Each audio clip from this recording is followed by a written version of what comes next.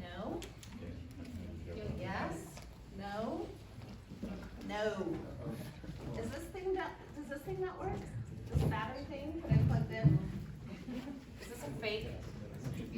Is this like a fake orgasm? It's like fake electricity. No, I think it's my computer. Look, my computer's off. It's completely off. It's not turned on at all. Do you need power? Yeah. Okay, I gotta get you power. There's a lot of innuendos here, people. Oh yeah, look, it's saying no power. I thought I had turned it on. My computer is not happy. Has not been caressed. Has not been taken care of. And it has no juice.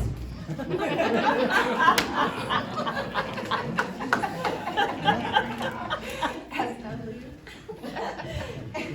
No, there's like fake electricity buttons here. I thought it was good. Oh, I'm so sorry. Oh. Let's see. I guess I can tell you a little bit about myself. We don't need the PowerPoints for that, right? What was I going to say about myself? So I'm Natasha Helfer. Nice to meet you all. My background, let's see. I got my bachelor's degree in psychology from Brigham Young University. I then got a master's degree in marriage and family therapy from Friends University, which has some affiliation with Quakers. So both of my degrees come from some religious affiliation. Isn't that interesting? And then I went on and got my sex therapy accreditation about like 15 years later, 12 to 15 years later. Which is interesting, right? Because I was like a marriage therapist. So you think I'd know something about sex. But then I realized I didn't. And especially when I started the sex therapy stuff, I realized I really didn't. So then I had to go back to my blog and like apologize for a lot of the things that I had written. I was like, oops. So yeah, we don't really train therapists to know about sex. No power. We're waiting for an extension cord. Okay. Plug in right there. Oh, I see. Okay. It's Sorry about not long enough. Don't get me started on that because I just did a rant on TikTok about being long enough. How size doesn't matter and all of that. I got grumpy about penis shame. Anyway, all right, so let's see. So my history is, so yes, I started seeing mostly Mormon clients most of my career because I would move around a lot, following my ex-husband's career basically, and kind of doing the Mormon woman career, which is the side career, right? Following him. And one time when I followed him and had to move again, I lost all my clients as usual and didn't have much to do, so I thought I would write. And that was back when there was this thing happening called blogs. And I was like, well, what's a blog? And my visiting teacher at the time said, oh yeah, you've got to start a blog. And I was like, okay, well, how do you do that? So she set me all up. She was selling, she was reviewing shoes on her blog. And I was like, okay, so I was gonna do a Dear Abby for Mormons, and it was called, so I wanted to know what to call it. And I was coming up with like, I don't know, Willow Gardens or something like that. She was like, no, you've gotta know what they're gonna search for, and then you've gotta call it that. So she's like, you've gotta call it the Mormon Therapist. I was like, that sounds so like narcissistic. She's like, that's what you gotta call it, because that's what people are gonna be looking for. So that's what I did. And it was supposed to be like a Dear Abby for Mormons, right? And so I thought people would call in or write in and ask me about depression and anxiety and parenting and, I don't know, Mormon problems. But no, everybody started writing in about sex because it was anonymous and you could ask me all kinds of things. And y'all wanted to know, like things like, is it okay to have oral sex? And is it okay to do anal? And is it okay, what should I do if somebody in my house is looking at porn or whatever? So I started answering some of those questions and not really, kind of thinking I knew what I was doing, but that's what really kind of led me to becoming a sex therapist, because I started thinking, maybe I don't know exactly what I'm doing. And I'm really glad I did. So that's how I started really getting into the field of sex therapy. And the more I learned and the more I realized how much sexual health principles in many ways were at odds with some of the ways that we were, raising our children and living within our relationships and sexual marriages and Mormonism, the more concerned I was and the more I would advocate. And the louder I got, and the more problems I would run into, and the more grumpiness there was on both sides of relationships with priesthood leaders and things, which all culminated in my excommunication earlier this year. So that's my story a little bit. All right, is there still no juice? We're still not juicing? No? Yeah. Oh, I'm so sorry. All right, well, why don't we do a little bit of reverse psychology and do a little of the Q&A first, and then I'll do my presentation later, because we were going to do Q&A later, so why don't we do it now? So why don't you all, if anybody wants to ask me any questions, why don't we do that? Because I'm pretty open. Is that okay? Yeah. So you said you were excommunicated earlier this year. Yes. How comfortable were you in the church at that point? How Mormon were you at that point? How Mormon was I before I was excommunicated? Well, I would say very freaking Mormon. Because I get to decide how Mormon I am. And not some freaking white guys in the church building. It is a hard question, right? Because of course we're a very markered church, right? So we have these ideas about who gets to call themselves a Mormon, and what you have to do and believe, and you have to follow all these kind of things to be considered a Mormon. So I had been abstracting and kind of nuancing my Mormonism pretty much from early on in my graduate studies. I had to in order to make sense of psychology and human behavior. And I had to also in order to make sense of all of your stories, because as I saw Mormon people in my practice, they were very different than how I was Mormoning, right? So when I saw mixed orientation couples, or the gay youth, or the feminist before I was a feminist, or whoever was showing up in my office, and they were trying to Mormon, and I was trying to make room for them in my psychological practice, but they were rubbing up against my own religious practice that I was, I think, trying to be ethical and fairly ethical. I had to make room for that. And so so my faith journey started as a clinician years and years ago. And I'm grateful for that, because it was really all of the people who stepped into my office that expanded my view of Mormonism. And so I loved my community, and so even though I would consider myself right now a hopeful agnostic, I don't see any issue with that in regards to being Mormon. So I was not active at the time. If that's usually what people want to know, right? And people want to know like maybe my exact beliefs and all of that. I did start a document about some of my beliefs, but never got to finish that. Thank you. Maybe I'll finish that someday. But I do find a lot of value in symbolism and ritual and spirituality, and a lot of that language comes from my Mormon tradition. So for me, it doesn't have to be necessarily, hold on. I really hope this doesn't start a reboot program.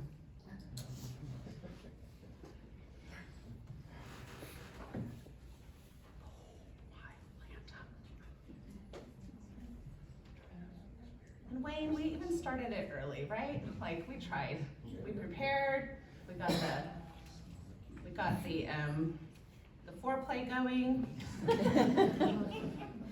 We got the equipment. I think, man, I don't think it's my computer. All right. Get to work now. So anyway, but just to finish up, I didn't need it to be true in the sense for it to be useful, and it was useful for me. All right.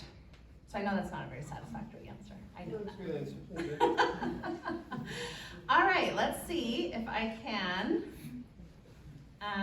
keep this going. Oh, and now my stupid screen is black. Why is my screen black? So I can't even see it. What the hell is happening? Oh, one of my things, oh, don't look at that. That's chaos. You do not have consent to look at my back screen.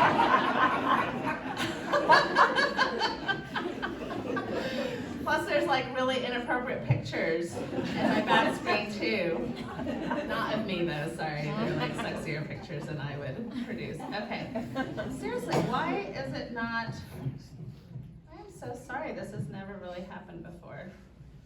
Okay, if I put it in, that's what she said. Sorry, I digress, I really do digress, sorry. Okay, if I put it in, if I press play, can I see it? Okay, yes I can. All right, I always like to start my presentations with just a little bit about myself. I do use she, her, hers pronouns. I'm white, I'm straight, I'm cisgender, I am able-bodied, I'm Latina, my mother's from Argentina. I do still identify as Mormon, because nobody gets to decide that for me, thank you very much. I am Jewish, and I'm a hopeful agnostic. I do think it's important to have a land acknowledgement.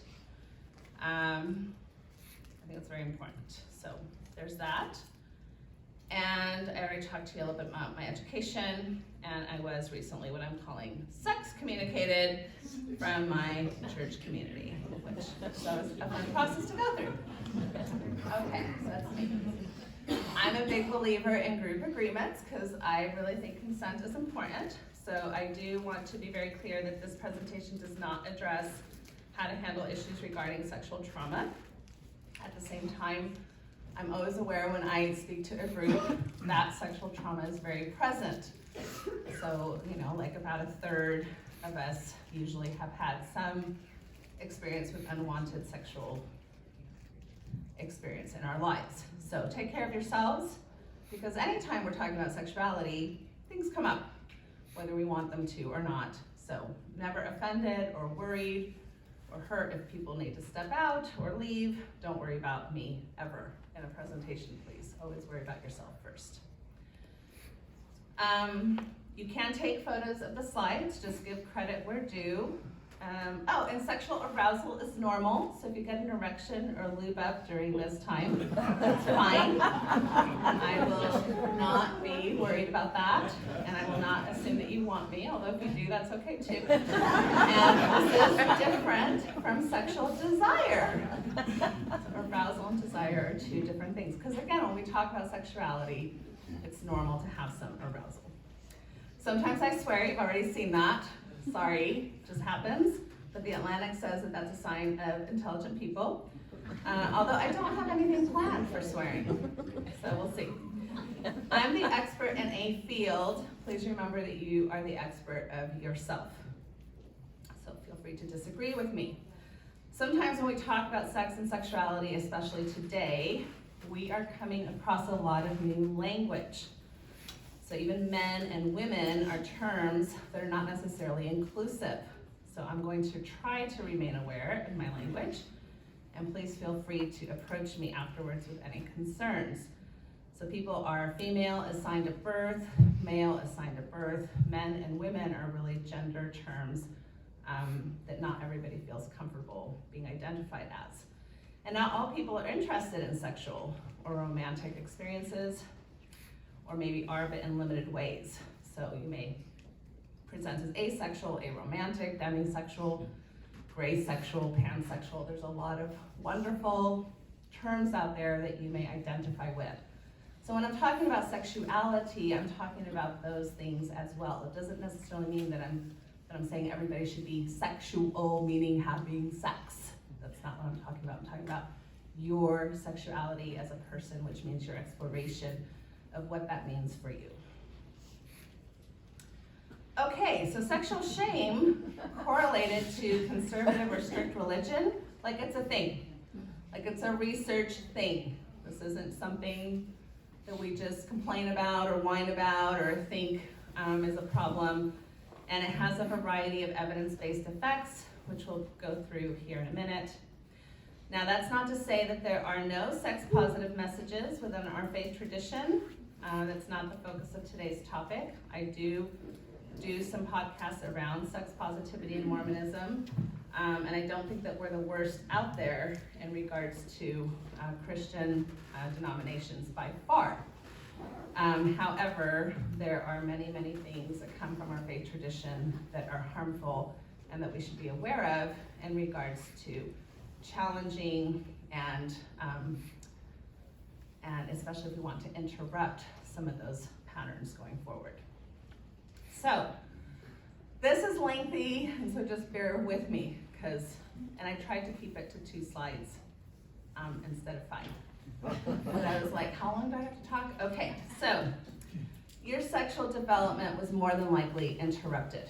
Okay, so you were probably not allowed to develop correctly sexually. And therefore, normative sexual behavior, like masturbating, touching yourself, exploring your orientation, things like that, was probably inappropriately shamed. And that probably caused confusion and early childhood shame responses that you probably don't remember. Because more than likely you were told something negative about touching your own body, probably somewhere between the ages of 1 to 4. You probably dealt with some level of identity foreclosure, meaning that you were not allowed to explore your own identity, which then of course led to decisions about partnerships made at usually early ages in Mormonism without the permission to explore your own sense of what your sexual drive was like, your own sexual orientation, your gender identity, and preferences for relational style and family planning, right? So you probably got married not really knowing anything about your libido, whether or not you were gay, straight, bisexual, or on the spectrum of your gender, whether or not you were meant for a monogamous relationship or not, and whether or not you really wanted to be a parent. Your sexuality probably developed in a space of perpetual naughty adolescence with inappropriate power and boundaries with adult males in particular. And you were probably detached from your own body and its capacity for pleasure before you even met with another partner. This probably led to some level of immaturity and underdeveloped understanding of your own sexual values. And values were based on external authority and focus on fear or consequences. This probably led to your sexuality having a fragile sexual ego, including sexual entitlement and ownership models to relationships. And what I mean by that is this whole, I belong to you and you belong to me, which sounds so romantic in all these songs, but really is a very territorial, what do I want to say? It's not a healthy way to have a relationship, and we monitor each other's relationships instead of actually allowing ourselves to be sexual beings and sharing each other's sexuality. So in other words, if you're doing something I'm uncomfortable with, that's usually a problem in most of our monogamous marriages. That's the role that we usually have. That's what we've been taught. All of this has led to internalized shame, which means it's subconscious. You don't wake up in the morning going, I'm shamed. It's unconscious. So you have inappropriate responses of guilt for normative and pleasurable behaviors. So as you have pleasure, arousal, orgasms, normal fantasies, you have in you like wired guilt that you don't really know where it comes from. And therefore it interferes with pleasure that you would normally have. You also have been you have a learned behavior of fear of punishment or retribution. So which can lead to scrupulosity or serial confession on one side and or some level of secrecy or duplicity. So you either go in and confess all the time or you learn how to lie and not say anything about things. Okay. Super healthy. And most of us have tons of misinformation then of human sexuality, and especially in regards to sexually explicit materials, what we think about in regards to the terms of addiction, role of fantasy, etc. That's page 1. All right, lack of skill or permission to self-advocate and negotiate as a sexual being, right? So if all of that is true, then how am I supposed to even ask for what I want or ask my partner what I might be interested in when all of my sexuality is basically being driven as something that I'm not even having permission around. Tons of this leads to actual sexual dysfunction, like clinical dysfunction, that then you get diagnosed with. Like all of this is in the DSM. Genital pain, anorgasmia, vaginismus, performance anxiety, premature ejaculation, delayed ejaculation, and erectile dysfunction. So now these turn into physiological effects that your body is responding with. Duty obligatory sex matched with initiation fatigue, which is usually low libido, high libido ways of dealing with so much of this miscommunication and misinformation, usually tends to turn into relational distress, conflict, even abuse and coercion. And then of course that leads to toxic resentment and or extreme loneliness for both partners in long-term relationships. And I've seen this like zillions of times in my practice. Marital and sexual dissatisfaction leads to mixed orientation marriages, and that of course can be with gay straight, but gay bisexual, bisexual straight. It also can lead with transgender, cisgender marriages, all kinds of different spaces, because again we have that identity foreclosure space going on. Definitely lead to sexless marriages, which by the way, a sexless marriage is considered when you're having sex in a relationship about 10 times or less a year. Definitely significant orgasm gaps in heterosexual couples where a female body is experiencing 70% or less of the orgasms that a male body is. It can lead to infidelity, unrealistic expectations, body image issues for both partners. So oftentimes when you're not sexually aware and having comprehensive sexual education, that can really lead to a lot of body shame as well. And of course, lack of emotional connection to self and partner. And voila, increase in mental health symptoms, suicide risk, substance abuse, and I don't have to say, of course, that this is higher for the LGBTQ+ community. This is not comprehensive. I could have easily come up with 3 more slides. So this is the cost of sexual shame, and I can find a research article to support every single one of these claims. Okay? I do try to be somewhat positive, but this is not the positive part of my presentation. This definition by Dr. Noel Clark is, it's not just a nice feel-good quote. This definition is a researched definition. And what I mean by that is that she has actually done about 3 years of work backing up pretty much every single word in this definition with research to express what is happening in religiously conservative communities when we're gonna define what internalized sexual shame means. So that we as clinicians can actually look at our clients and see, are you experiencing internalized sexual shame?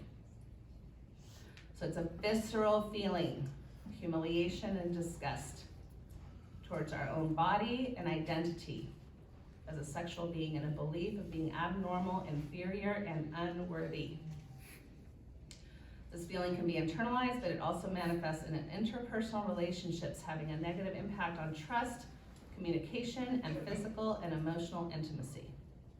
It develops across the lifespan in interactions with interpersonal relationships, one's culture and society, and subsequent critical self-appraisal, a continuous feedback loop.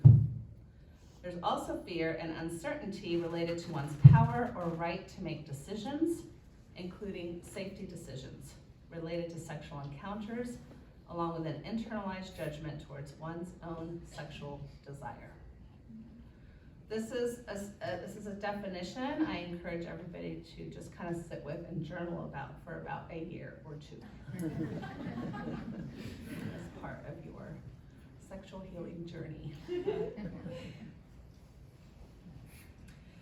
So, what can we do about all of this, right? What's the equation? Because I know as Mormons and post-Mormons, we all like equations and easy fixes. So, this is modeled after the Plicit model, which is a sex therapy model, but I'm kind of trying to take it to the audience to try to help us. Okay, so yes, we come from this background.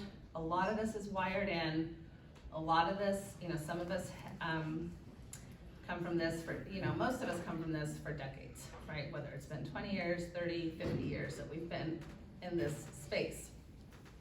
And it's hard, especially when it's internalized and subconscious, to now turn around and do something different. And many people tell me, okay, I get this, Natasha, and I get it up here, but I'm still like crying after an orgasm, or I'm still feeling guilty after I just had a fun fantasy with my spouse, right? Or I'm still uncomfortable when I'm showing off my porn shoulders, right? Or I'm, whatever those things are. And so that's normal because it is hard. It's hard to shift something that's been happening for a long time. So the first thing we need to do is give ourselves permission. The second thing we need to do is educate ourselves, and I mean really educate ourselves. And the third thing we need to do is practice. And then the fourth thing is a deeper dive if needed. So I'm going to try to just give you a little bit of sense of these things. Permission might sound easy, but I don't think that we're a very permission-centric culture, neither in Mormonism, neither in really the American culture. We come from a culture with a lot of external authority, both in Mormonism and also in Americanism. So kind of finding your own internal voice and your own internal values is a really good place to start.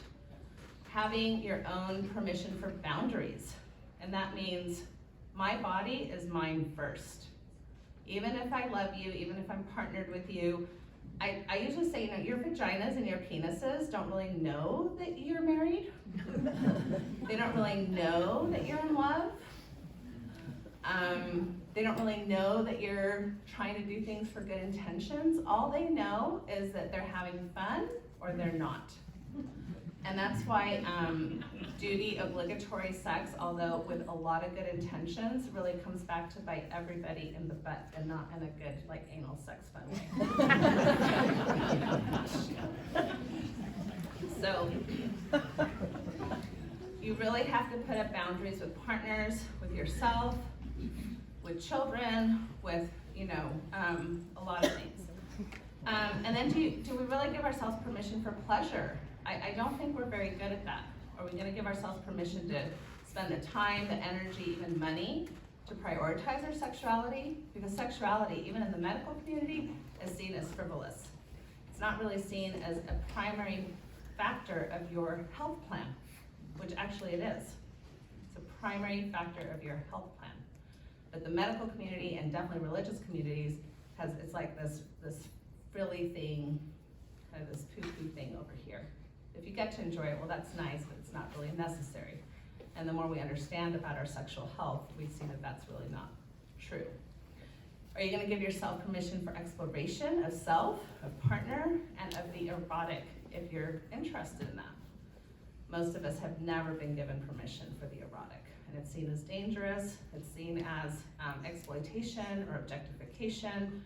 We have a lot of issues with allowing ourselves towards the erotic. Permission for sex, for sensuality, for sexiness, to love our own bodies, to love our genitals, to love our partner's genitals. Permission to ask for what we want.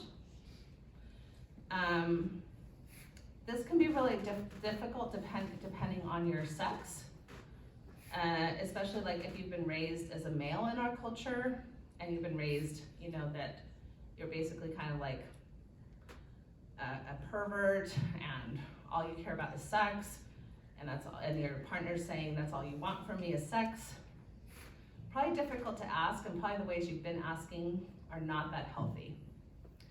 And what I have found too is that it's very difficult to know how to receive, especially if you've been raised as a female in our church, to really allow for your partner to take the time on you. And many partners want to take the time on you.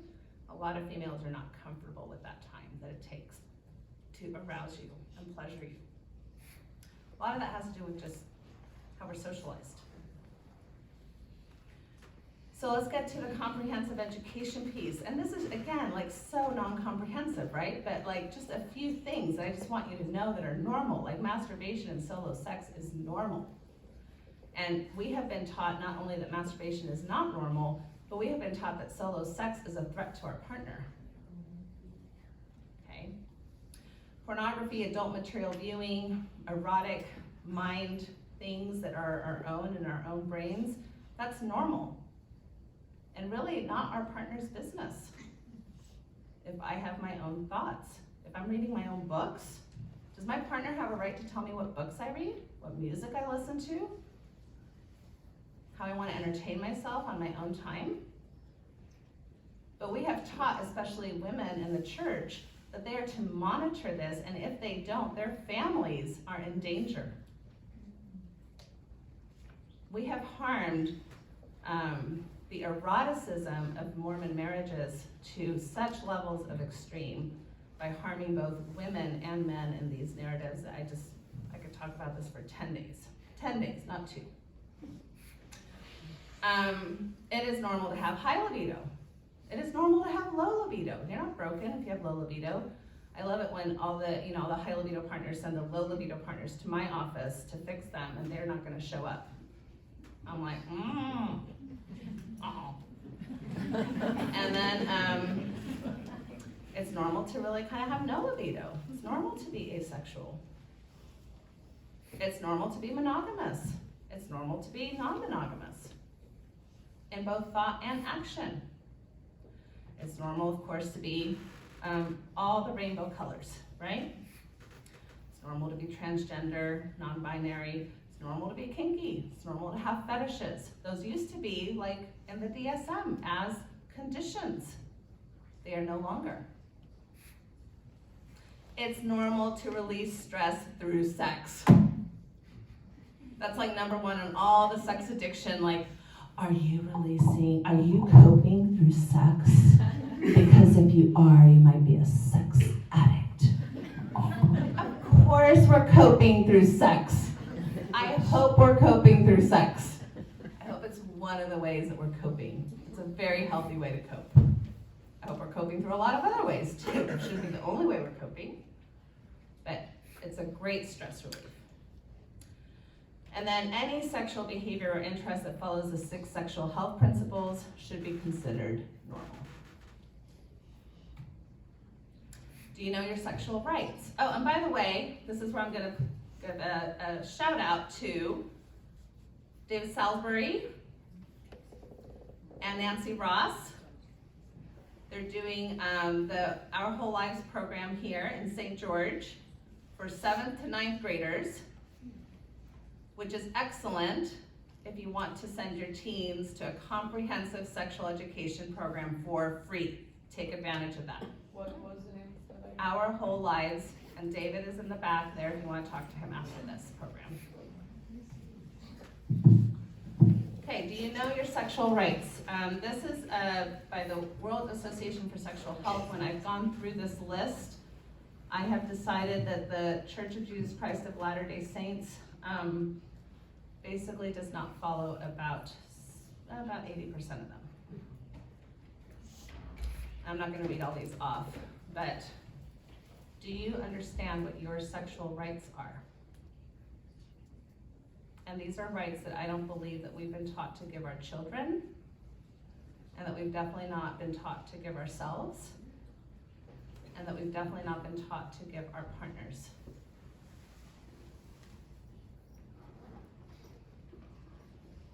Okay, this is my favorite part. Practice, practice, practice. This is where you heal.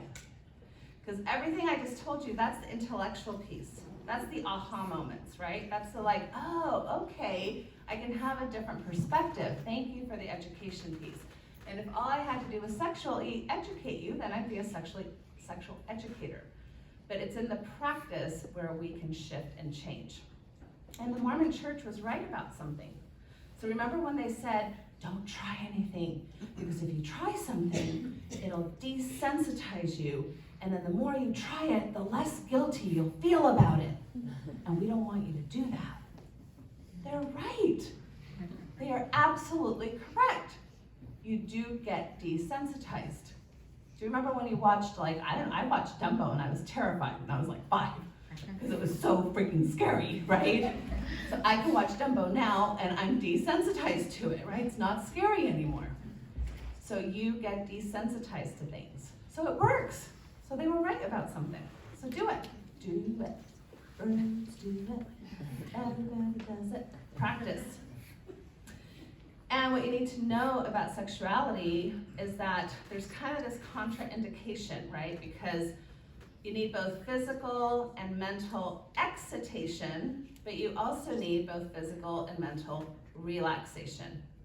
So that's interesting, right? Like you need to be relaxed enough to be able to enjoy yourself. Orgasm at some level is a surrender, and you can't be like anxious and having an orgasm at the same time. At the same time, you need stimulation to get yourself to orgasm. So that's an interesting, so I'm supposed to be relaxed, but I'm also supposed to be stimulated, right? Interesting. So you kind of have to know which parts of that you're struggling with. So do I need to kind of learn how to relax myself? Do I run anxious? And if so, maybe some of these things are things that I need help with, right? Becoming uninhibited, setting the stage for relaxation, maybe doing some breathing exercises, physical massage or touch that leads to the possibility of desire or arousal. For some of us, substances can help with this. A glass of wine can help. For those of you who marijuana is legal, that's what I have to say for my license. Marijuana can be helpful. Anxiety medication can be helpful if you have an anxiety disorder. ADHD medications can be very helpful for those of you who are diagnosed with ADHD because it helps you focus.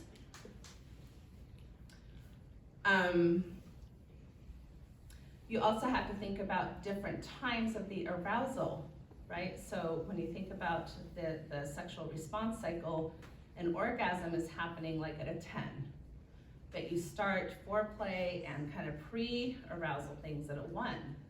So what you might need at your 7 arousal is different than what you might need at your 3 arousal level. So what you might need some physical relaxation like massage at 3, at 7 you might need something more stimulating, right? So you have to kind of know yourself and know your partner. Physical stimulation is important. It means moving your body. A lot of times when I ask people to really describe what's happening during sex, it's interesting. Not too impressed. Like, what's going on with the hip movement? What's happening with your shoulders? And, I'm just like, it sounds like there's not a lot of movement going on. Your body responds to movement. And a lot of times you can get other stimuli like sex toys, feathers, tassels, lotions. We really respond well to other textures, scents, visual or auditory things that will stimulate you. Usually the higher the arousal level, the more stimulation you can tolerate.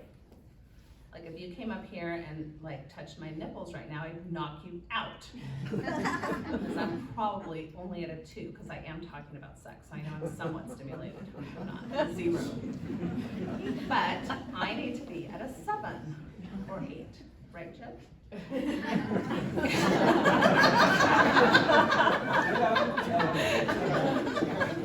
He knows, I'm like, and then it's fine, right? And then you can take quite a lot. So it really does matter what arousal level you're at. And so that's important to know, and listen to your partner. Because I get a lot of people telling me, why doesn't my partner listen to me? They keep touching me when I'm telling them that isn't helpful to me. So listen. Mental stimulation is important. And this is something that we have been told absolutely is not okay. Using our imagination and our fantasy is an entire world of stimulation. And this can happen individual or partnered. A lot of people will come in and say, well, I'm thinking about something while I'm having sex with my spouse to get me to orgasm. Am I being unfaithful? I'm like, oh my Lanta, that's your own brain. You are not being unfaithful, right? This is this idea that we own each other's sexuality. That you have a right to every single thought in my brain. That's that ownership model that we were all raised in. You can share what's happening. That can be fun too. You can share things. And Justin Lehmiller just did an astounding research study in the last few years, where he found out that we are all thinking about all kinds of things. And it's actually not all kinds of things. He found out that we're all thinking about the following things. We're thinking about orgies and non-monogamy. We're thinking about power plays like BDSM. We're thinking about novelty, something new that we haven't done. We're thinking about the taboo, the forbidden. We're thinking about something romantic or passionate. And we're thinking about gender bending or homoeroticism regardless of how we identify or orient. That's pretty much 90% of what Americans are fantasizing about. Okay. So you're not weird, and you're not cheating in your brain, and this is what turns us on. And most people stay in the fantasy lane. So stop worrying about that whole slippery slope. If you think about it, all of a sudden you're gonna go out and do something. Some people do take it to, reality, and as long as you're doing that in a consensual way where it's not infidelity, well, that's with you and your partner's permission.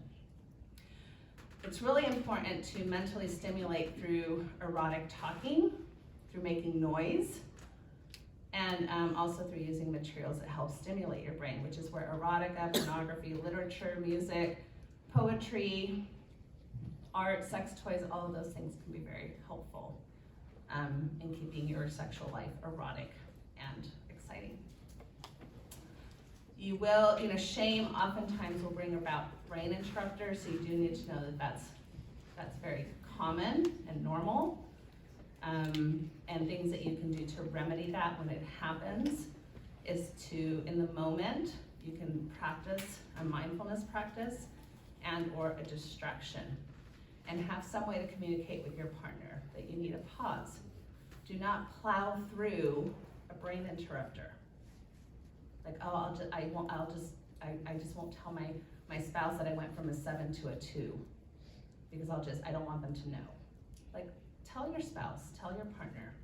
We should all be able to slow things down and say, hey, something just happened where I need to take a break instead of plowing through, because then again, remember, your vagina and your penis don't know that you're doing that for the benefit of another person. All they know is that you're now in the range of doing something unpleasant, and that's gonna come back the next time you're trying to have sex, and they're not gonna appreciate that. And then the last thing is get professional help when needed, because you are deserving. Your sexuality is deserving, your relationships are deserving. There's tons of self-help resources out there, lots of great books, lots of great podcasts, lots of great workshops. Of course, there's individual and couple resources, but please make sure that the people you see are trained appropriately, because as I started in my introduction, most relationship people, even marriage and family therapists, are not trained in sexuality. And there's also, of course, group resources. So I'll share some resources in a minute, but this is my new word, because you gotta use humor when things happen badly, right, in life. So sex communicate is the verb, and it has 2 meanings. So if you're the Mormon leaders, it means that you officially exclude someone from the Mormon church for advocating for sexual health. But if you're all of us, sex communicate can mean officially rejecting the sex negative messages that led to internalized shame, dissatisfying sexual relationships, and sexual dysfunction. So we're gonna take that word back, or we're gonna own it, or we're gonna get rid of sexual shame.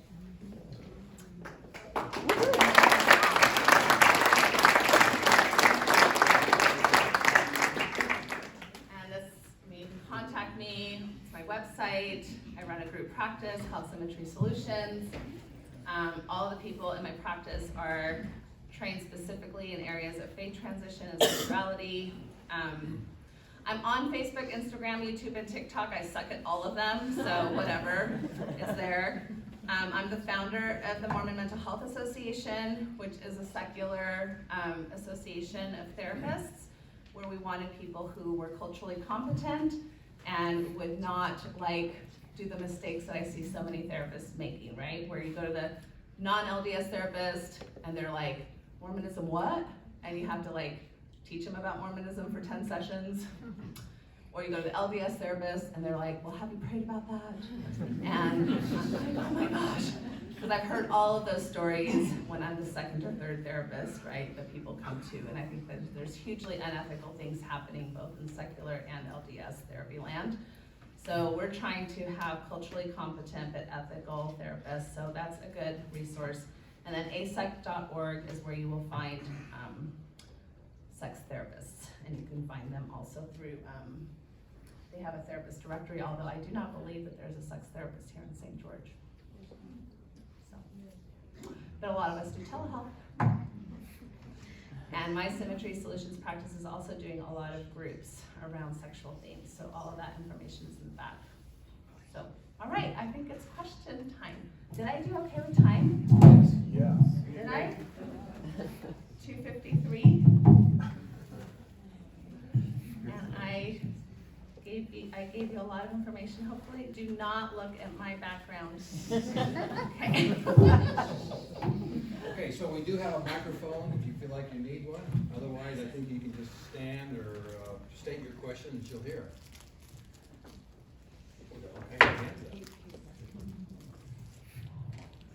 Natasha, there may not be a sex therapist in St. George, but I understand that there is a consulting industry that gets paid by tithing funds to help mainly Mormon men overcome pornography addictions. Could you tell us what you know about that industry and what you think about it?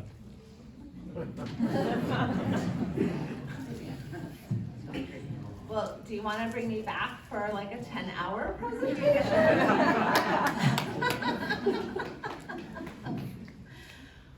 Well, I mean,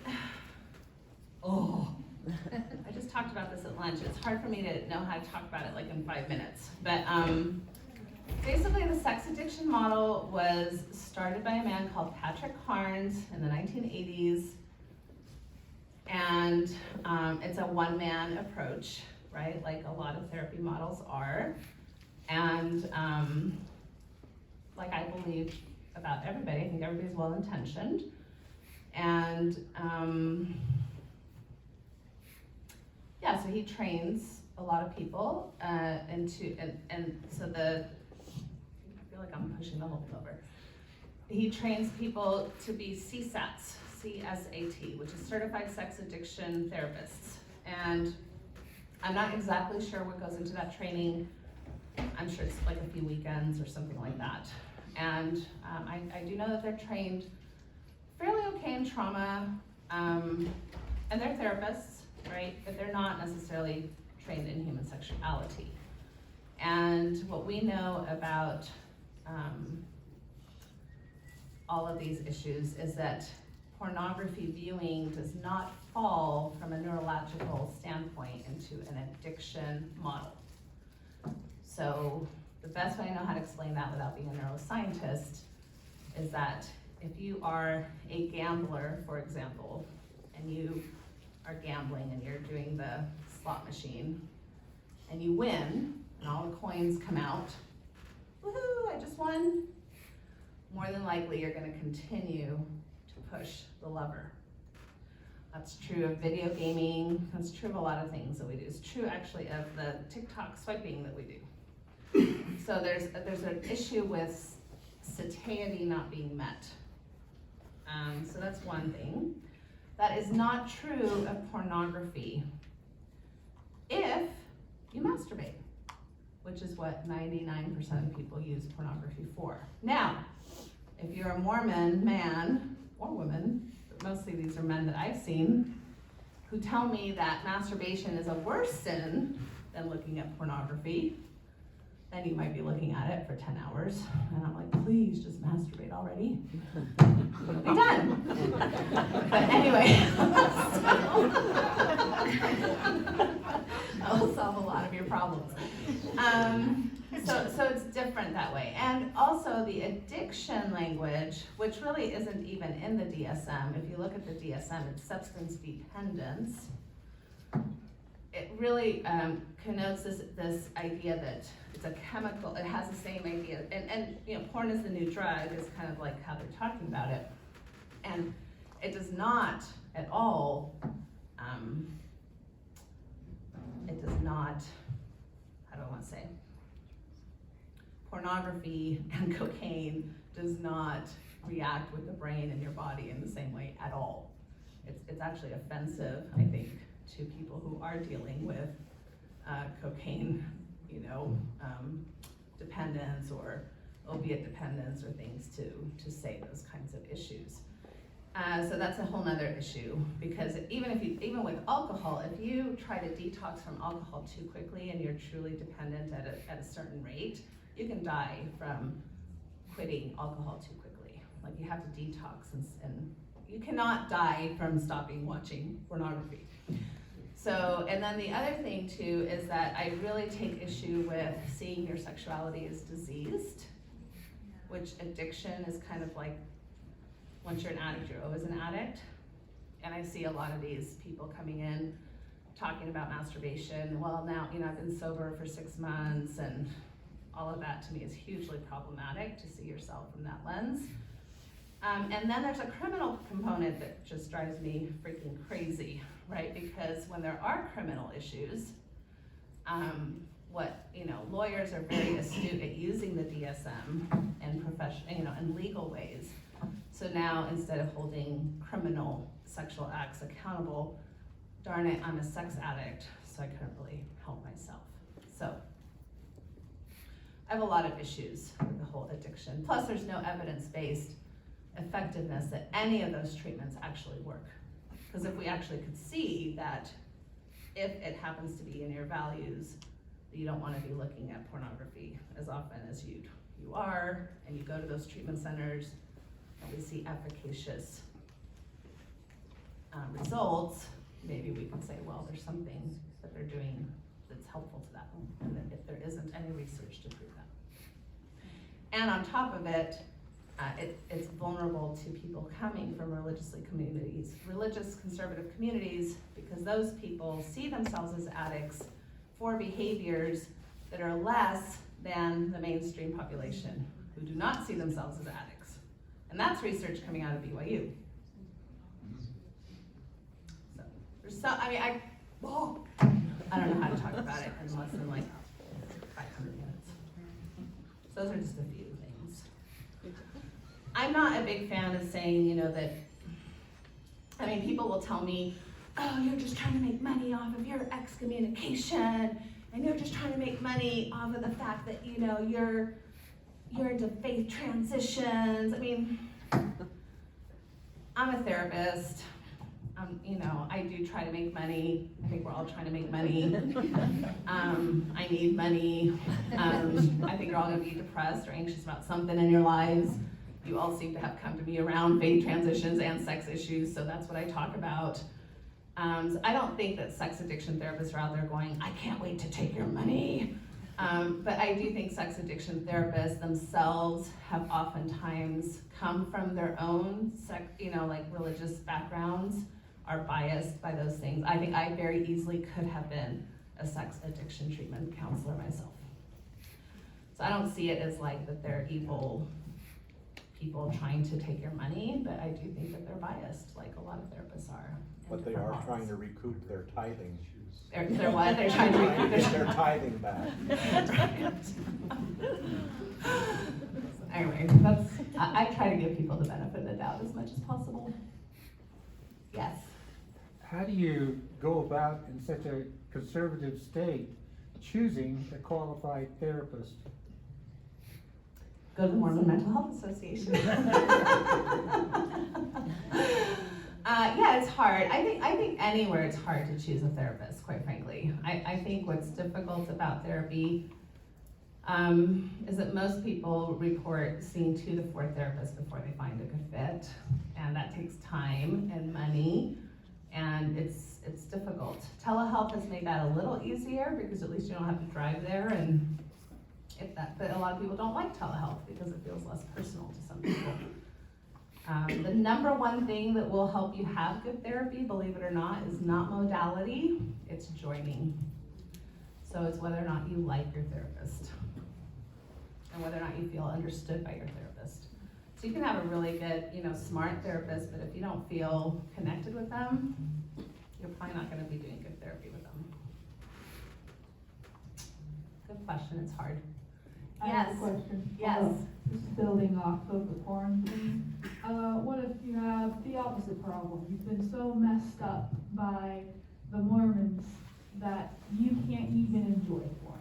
Like you see it and it gets disinteresting, or you see it as disgusting and you can't even get off on it because it's just so boring. The Mormons.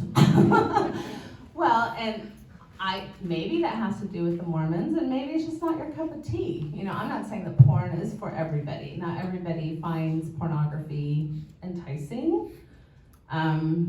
There's so many different things out there, right? That some people love erotic literature. Some people find that very boring. Some people, even sexual acts or sexual positions or different kinks. Some people are very vanilla. Some people are at the dungeon every weekend. We're all different, right? And so I'm not one that says you have to like this or you're broken or damaged if you don't. If you think it's boring, find out what isn't, right? And what's your yum?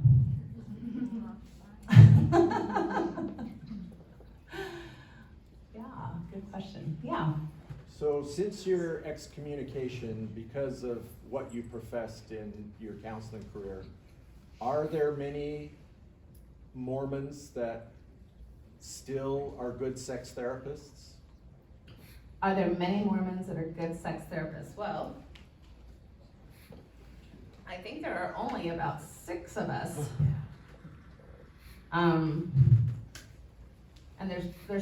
And so most of the Mormon sex therapists that and I think I know us all, I think there's 10 of us. And I think most of them are still on record. I think most of them are still on record. And I would say most of them are what we probably call nuanced progressive people. I don't sit around, asking them exactly what they believe or not, but I think most of us want to be credible and be helpful within the community. So was it just because you were outed in what you believed, in what you taught in your therapy sessions? As far as why I was excommunicated? Yeah. I think it's because I was fairly vocal, and I wrote a lot of things, and I'm feisty, and I say bad words every now and then. Like Jennifer Finlayson Fife doesn't say anything different than I say. Julie Diaz-Aveda doesn't really say a lot of things different than I say, but they're polite and they're blonde and they're pretty, nice, and they don't say prick.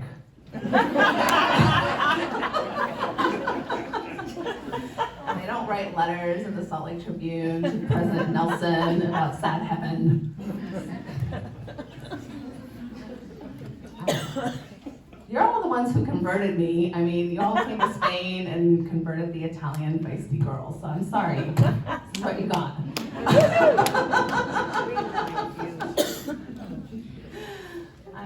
Pioneer stock. Yes.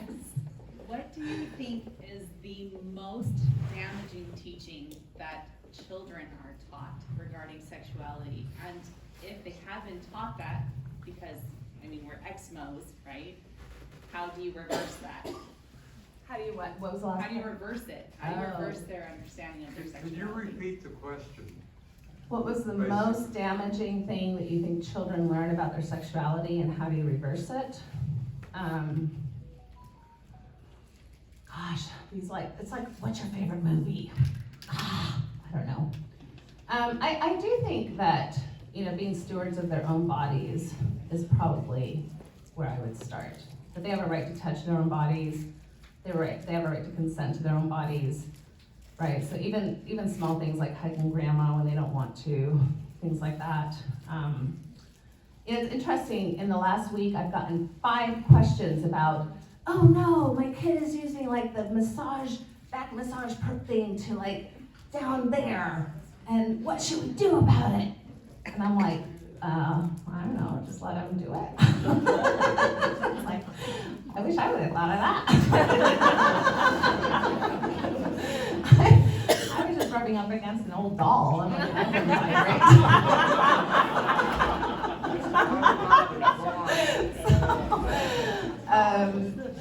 So I think just that they have autonomy of their own bodies, and we interrupt, right? We interrupt, don't do that, don't, so I think, and then I think if the best thing we can do is just repair work, right? So just go back and just say, depending on what age your kids are, is just tell them, I was wrong, I'm sorry.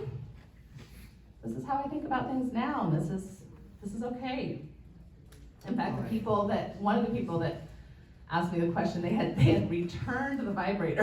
Because they actually gotten the kid the vibrator for their back or something, and they were like, now we're taking it away, we're returning it from Amazon. So now they're reordering it after talking to me, and they're gonna have a repair session and say, we're so sorry, we're gonna give you back the vibrator. So I'm like, okay, we're ready for repair sessions. That also came up with me when my little girl was like rubbing herself against her teddy bear, at a very young age. And my mom said, oh, let's do a prayer and a family fast so that she won't do that anymore. And I thought, that doesn't sound right. So I asked the pediatrician, and they said, it's normal. What you need to do is tell your child to do it in privacy. Right, yeah. So I said, okay, don't Yeah. shame them, and just tell them that's not appropriate to do around other people. Yeah. So that's what I That's was right. taught. Teach them privacy. Yeah. Go do that in the bedroom, bathroom, showers are good places. Yeah, lock your door. Exactly. That's right, thank you, yes. Was there a ripple effect when you were excommunicated as far as your family and your friends who also left because of everything that happened? Did everybody hear that? Was there a ripple effect? So I don't think so. I mean, my family already is in their spaces for the most part. I don't come from a very traditional Mormon family. So there wasn't a lot there happening. Friends, I think most of my friends are already very nuanced, progressive, or post-Mormon friends already. But maybe there's a few that resigned after that, or a few therapist colleagues that resigned afterwards. And one of my providers in general had a very hard time afterwards, yeah. There's a few people. You certainly can't be the only therapist out there teaching the things that you're teaching Oh, about, absolutely not, how masturbation is normal. And correct. you certainly can't be the only one out there. Absolutely not. In the Mormon Mental Health Association, we've had 2 conferences since my excommunication, and not that I wanted to make it all about me, but it turned into all about me in regards to everything that they're worried about, all the members. Because they have all the same positions.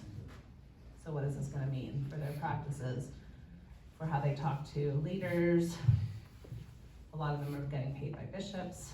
A lot of them are trying to work with LGBTQ plus youth and their parents.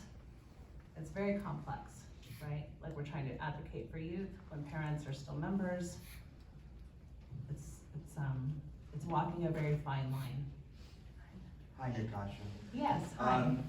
In lots of literature that I've read over the years, regardless of their position on pornography, I've yet to see a definition given as part of their argument. How would you define it vis-a-vis erotica?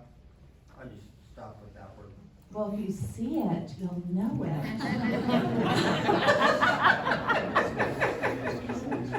Isn't that what they say? No, and that's a very good point. And I've sat in many conferences where they actually will do that to all of us. We'll have like a little clicker and we'll have to say yes or no. Do we think this is or isn't? And they'll put up a bunch of stuff and we all disagree on it, right? We all disagree. And so who gets to define? Who gets to define ... is probably at the foundation of my sex therapy training. Who gets to define high libido? Who gets to define promiscuous? Who gets to define low libido? Who gets to define pornography? Who gets to define perverse? Who gets to define kink, modesty? Who gets to define, all of these things? And basically the answer usually is religions and governments. And we are all part of that. And we've been socialized in those cultures. And we're we micromanage each other due to those definitions. And then we're shamed and many times punished. And we live at least in a time and a country where at least we're not punished to death most of the time. But there are still parts of the world today where you're stoned to death because of those definitions. So yeah, it's an unnecessary tragedy what has happened in humanity's sexual history. Yes. Thank you. Yes. Do you happen to know if former bishops still interview adolescents about sex alone? Oh yes, they still do. Former bishops, bishops still interview youth alone. There's just the option now that a parent can come in if the youth asks or if the parent asks or somebody asks to, but they still do. It's not required that they have another person in there. There's a lot of guilt there. Oh yeah. I have no idea who's going first, but maybe in the back there and then here. Yes. Hi. I've been following your story for a little while here. I just have a couple of two-part questions that are a little bit personal, if that's okay. It's okay. If I don't want to, I'll just say, but you can ask me anything you want. It's a big curiosity. My sister is a Mormon therapist, and I discussed your story with her, and she said that you rewrote church doctrine, and that's why you got excommunicated, and you should lose your license over it. That I should lose my license over Yes. rewriting church doctrine? So we debated that situation. Okay. And so, I'll read my ethics code on that one, but thank you, yes. So my question is, did you ever have that come up for you? And secondly, how do you want to stay, because I watched you in this interview on the radio and you were crying and saying you wanted to stay in the church. How can you want to stay with the church when they treated you so badly? I couldn't wait to get out when they abused me. Oh. So what nothing to do with them. Right. Well, yeah, so the first question, I guess I think is kind of silly. No, I can do whatever the hell I want to with church doctrine. My license could care less. Now, my license does care if I treat the church as my licensing board, which is what a lot of LDS therapists are doing. So that's interesting. But as far as why would I want to stay in an abusive system? I don't know. To me, that's like, I don't know. Why do I want to stay in the United States? Why do I want to stay in patriarchy? I'm submersed in abusive systems in general, is how I see it. And I was able to feel fairly authoritarian in my Mormonism, where I had certain boundaries where I felt like they weren't really actually abusing me. I wasn't going to church. I didn't have a temple recommend. I had already placed certain boundaries where I wasn't gonna allow them to tell me I was worthy or not. I wasn't holding callings. So I had set boundaries where I felt like I was protected, but I also felt like they didn't have a right to define my Mormonism or kick me out. And so I had my own terms, and I felt pretty protected in those terms in my own ways, which you have absolutely every right to disagree with and to not feel are healthy for you, right? So, and that's fine. I don't have any qualms with anybody finding my way not their way, or to even criticize me for being unhealthy. That's fine. I get that. But I also think that we swim in patriarchy and we swim in unhealth, and there's no way I'm gonna leave that system. I have it in my family, not leaving my family. I had it in my marriage. He ended up leaving me, so I guess that's all right. And then had it in my church, have it in my country. Where am I gonna go? Where am I gonna go? But I'm gonna stay and help people that I feel like I can help, and there's a whole hell of a lot of wonderful people in it that I enjoy, and I try to have good boundaries with them. Yes.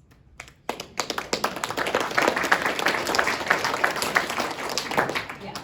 Can you tell me what the term cisgender means? Yes, that's a great question. So transgender is when you do not identify with the sex that you were born with or assigned at birth. Cisgender is when you do. So I'm cisgender. I was born with a vulva and a vagina and identify as a woman, so I'm cisgender. Yeah, good question. Yes. So kind of piggybacking on the question before, I get the feeling that one of the reasons that you wanted to, define your own Mormonism was the influence that you did have on your community. Since being excommunicated, how have you been surprised that you've had more influence or less influence, or how do you see your influence since your excommunication? Has it given you gifts that you didn't expect, maybe? I have no flipping idea. I have no flipping idea. I mean, with COVID, I'm so busy with work. I mean, I don't know. I got invited to come here, and I got invited to Ishwish, so that's a pretty big deal. That's like some sexual thing, some sexual conference. I've never been invited to a sexual conference before. They want me to talk about religion and sex, so that's cool. But I've been invited to lots of things before this. Has it been free? Do you feel more free? Has it had positive effects or not?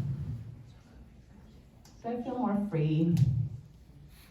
Well, I'm living with my boyfriend, so I guess they can't sexually monitor me anymore. But I was waiting for them to do something to me at some point regardless. And I was ready to go down for whatever. I mean, they kicked me out of BYU for having sex in my 20s or my teens. And if they were gonna kick me out now for living with my boyfriend, I was like, well, okay, let's do that. I can do that again, but I'm gonna do it differently. But they went after me for masturbation and gay marriage. I'm like, oh, we'll definitely do that. I mean, that's easy. You could get me for better things than that this day and age, but you wanna go down the easy way? Absolutely. So I don't know, I was always waiting. So I guess in that way I'm free. I mean, I'm not waiting to go down anymore, but I don't know, it's still sad for me. I mean, I still wish it hadn't happened. The effects for me are hard to measure. I don't know how to measure them. Yeah. I just wanted to hear if you had any advice or what you usually tell couples where one is active and one is not, how to navigate that, how to respect that, because a lot of the things that they're being taught or might project on you might need to advocate for yourself. Oh, mixed faith marriage is really tender and hard. It's some of my favorite work. I love working with mixed faith marriages. I work with Alan and Katie Mount. I think you had him here a few months ago or something. And I teach a course with them, and there's so many different suggestions. I'm giving away books in the back for mixed faith marriages. But my main thing that I would say is you have to find common values. You have to take a relational approach to the religion versus an act-centered approach to the religion, which those are not my language, that's kind of like social science language, which in Mormonese is like letter of the law versus spirit of the law. You have to take spirit of the law approach to your religion, which we can do really well in Mormonism. There's so many people who do that really, really well in Mormonism. And then you just do your spiritual math, which is find your common denominator. So you just figure out like, okay, I want to drink coffee, I don't want to drink coffee. Well, okay, but that's act-centered, that's letter of the law stuff. So you gotta do your spiritual math, which may be, well, but we both agree that keeping our bodies healthy is important. You probably both agree on that. So how are we gonna teach that to our kids? How are we gonna both, kind of join and unite on that? And then I've got like 50 other strategies to help you with that. So I'm a big believer that religion should not break up families and marriages.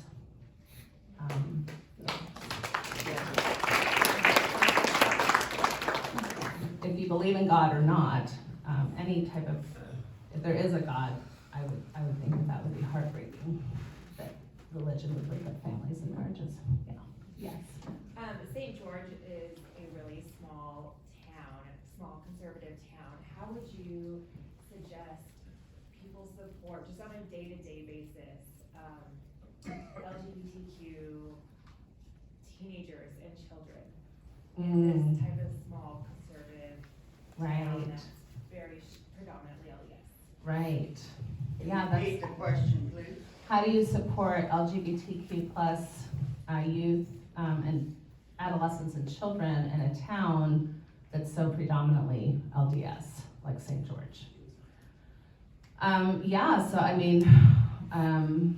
Anything that you can do that's visual is always helpful, so I don't know if you can fly flags or wear pins or, have bumper stickers on your cars or, anything like that that lets people know and kids can see things. Of course, donating monies or time or energy to any local group that you have. I'm guessing you have a Pride type of center, and Circle. If you don't have GSA centers or groups in your high schools, you should. You can support them, and even start to try to have them maybe in your middle schools, so you can try to support those. Just try to get really involved with whomever is already doing work in the community and really support them, either financially or with volunteer efforts. Mm-hmm. Yeah. Good question.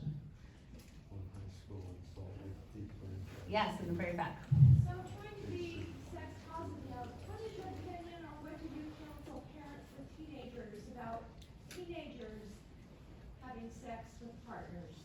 Yeah, so parenting and sexuality with teenagers. So I think the sexual health principles, is where you start with teenagers: consent, non-coercion, protection against unwanted sex and STIs, shared values, honesty, and mutual pleasure. And then I think that you teach them about all kinds of things that they can do sexual without necessarily going to intercourse, right? So kids are usually going to be sexual. So even though we make fun of all the Levi loving and all that, like actually teach them that stuff. Like those are great ways to be sexual. We use those as ways to stay virginous or virtuous. But you can use manual stimulation. You can use rubbing up against each other. You can use your own solo sex. You can have a lot of wonderful ways to actually encourage sexuality without necessarily going to the more like either vaginal or anal penetration, which are your riskier sex plays. Even oral sex can be somewhat risky for STIs, right? So you just educate them about those things. Once you're prepared for those things, then make sure you're practicing safe sex. You definitely don't want to tell them the whole, once you have sex, you're going to be more emotionally connected and then you're going to be ruined. Those are self-fulfilling prophecies. You really just want to tell them whatever you learn about your sexual experiences, it's data, and you decide from there whether or not you want to continue or not. You can always include your own values. So if you do have values about waiting until you're older, until you're more mature, until you don't want to take risks, you can say those things. You could even say, I prefer you wait until you're married, if those are your values. You can say, but you have to come up with your own values, and in the meantime, these are the things you need to know about being safe. That's how I would approach it. There's some great resources out there. Albernacchio, For Good with Sex is a great book. And by the way, my website, natashahelfer.com, I list a ton of resources, books, tons of things that I try to put out there to help you with all kinds of books for kids, books for teens, books about genital pain, books about erection issues, all kinds of stuff. So if your kids are being responsible, your teenagers, you don't have a problem with them having sex as teenagers? Correct.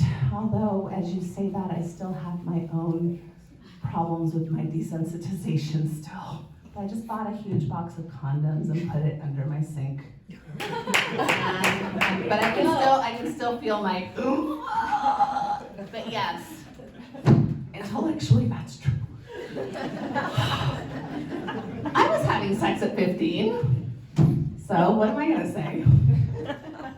But, so no, I mean, I don't have a problem with it, but I still feel my Mormon mama having some level of anxiety.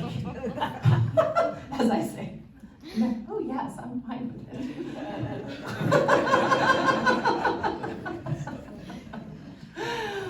But I do want them to be safe, and I tell them, I have 3 boys, and so I tell them that, you know, and I believe they're heterosexual, that's what they're telling me so far, and I would prefer if the females that they're having sex with are on 2 forms of birth control, because my main worry would be an unwanted pregnancy, for sure. And of course, you know, talking to them about STIs and things like that. So that's why I would also prefer for them to not take those kinds of risks and rub up against each other and have fun that way and make out and touch each Okay, other. we got time for one more question. Yeah, I'm curious how you teach consent to your kids. That's a long one too, but I use the consent language all the time. So like in the car, even with my teenage boys, they're constantly punching each other, their nipple doing something to each other. I'm like, that's not consensual, you know, and so I'm always using consent with each other. I'm using that language all the time. And then I do talk to them about enthusiastic consent, especially as teens. I talk to them about fawning and freezing when they're with a partner. So silence is not consent. And and I talk about checking in, so that even if somebody says yes at first, doesn't mean that you've got a yes for the whole process, right? So you want to be checking in. And we also talk about this idea of it not being romantic. That's dumb, right? Like it's more romantic to just lean in and kiss somebody than just say, hey, can I have a kiss? Like that could be not. Can I have a kiss? Yeah, that's not romantic. But if you're like, hey, you know, can I kiss ya? You gotta work on your Don Juan moves, right? You gotta work on your style. So, but either way, you gotta do that. So that's a little bit. But I think you should be talking about consent in a lot of non-sexual ways too. Okay, Natasha, did you want to say something about your literature back here? I think you're going to give it away free, is that right? Yeah, there's books back there. I thought I had some of my sex books, but I guess I'm out of those. I'm sorry, because I wrote a book called Check Your Baggage, which is about a lot of these sex negative things. But I have my mixed faith marriage books back there, so if you know somebody or in that situation, feel free to take those. They're free. And I have some just flyers about groups that we're offering at Symmetry Solutions and bookmarks, whatever. Take whatever you want. But it was so nice to be here.